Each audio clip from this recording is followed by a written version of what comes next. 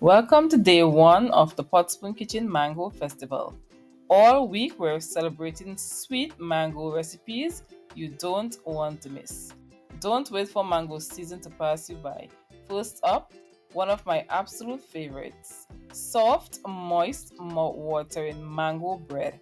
If you already love banana bread and plantain bread, just wait until you taste mango bread. Don't wait for mango season to end. Peel those mangoes, dice them up, and freeze them. Let's make the most of mango season while it's here. Grab those mangoes and let's get baking.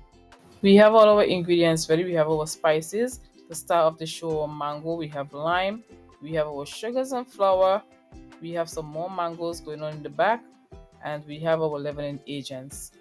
We are using a mango that is almost completely ripe, but this mango is very sweet. If you have Julie mangoes especially, that would be fantastic in this recipe. You want to slice the mango, and we're going to cut these mango up, and we are going to make a mango puree. The flavor of this mango bread will vary based on the flavor of your mango. Blend them up, and this is what we have. For the foundation of the recipe, we want something in the consistency of applesauce because we are also going to be using mango juice. Pour the mango puree into a bowl, and you want to make sure that you scrape everything out. Make sure that your mango is not sour. You want a nice sweet mango. We are adding some sugar, eggs, and the amounts will be listed in the description box. And we are using the zest of 1 lime. If you have really sweet ripe mangoes, because I know some mango trees are very sweet, you want to cut back a little bit on the sugar. We only want the green part of the skin that has a lot of natural oils. Using a hand mixer, we're going to bring this together until it becomes a little pale.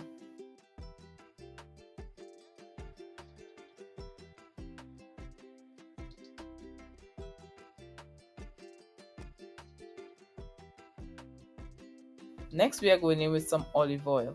If you don't have olive oil, don't worry.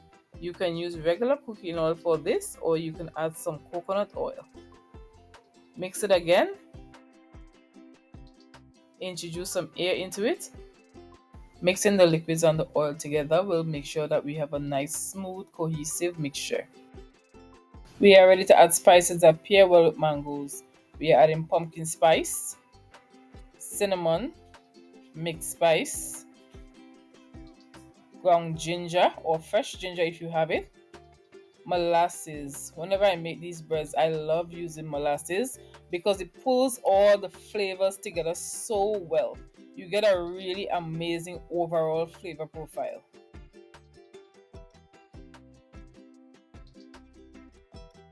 Let's beat the natural oils of the spices into the mix. I also added some ground clove into the mix. Stir everything up to combine.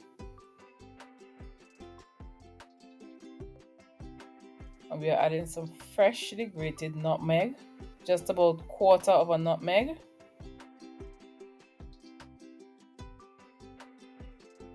We are going in with some baking mixed spice. If your mangoes are very sweet, you can add some lime juice, but I'm not going to add any lime juice in this recipe. It's a really good addition for flavor and to wake up the baking soda in the flour, but it is optional. Give it a mix. The nutmeg really pulls this together nicely. For our dry ingredients, we have all-purpose flour, salt, baking soda, and we are using some baking powder. Sift it to make sure that the bread is nice and light because this introduces good air into the mango bread.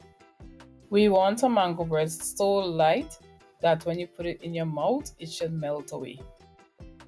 Add the dry ingredients into the wet ingredients and we are going to give it a mix just until the wet ingredients soaks up the dry ingredients. We are not going to overmix it. We have one more ingredient to add, which is a key ingredient. In goes some mango juice. This right here is fresh mango juice that I made. The flavor of this mango juice at the end will cover over and wrap around all these spices, bringing the perfect balance. Using a spatula, we are going to bring it together. Any flour that is left over, and I think this is something that is embedded in children's DNA. So good.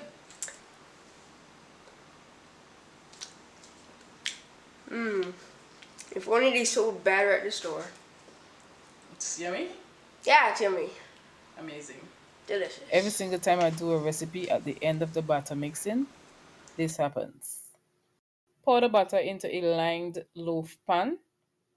I don't fuss about it because as a child growing up, I used to do that a lot. And it's just something that children love to do. Can you leave some in the bowl?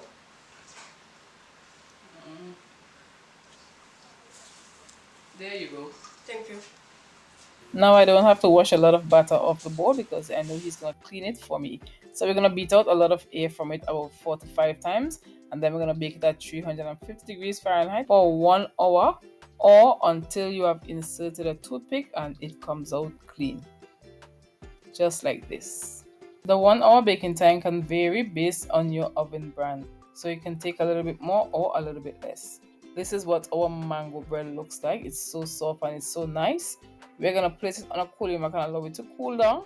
And then when we cut into it, we should get perfect moist slices. If you have gotten this far into the video, give the video a thumbs up, which helps my YouTube channel to reach more people, to help me grow and to make better content. And this is how we make soft, flavorful mango bread. Give it a try in your own kitchen, add your own little touch to it, and let me know how it turns out. I love hearing your tweaks and your little tasting notes. Share your results in the comments. We have now come to the end of our recipe. If you enjoyed the video, give the video a thumbs up, a subscribe. Help me to grow my YouTube channel by sharing. Tell a friend to tell a friend to tell another friend, and see you in another one of my recipes.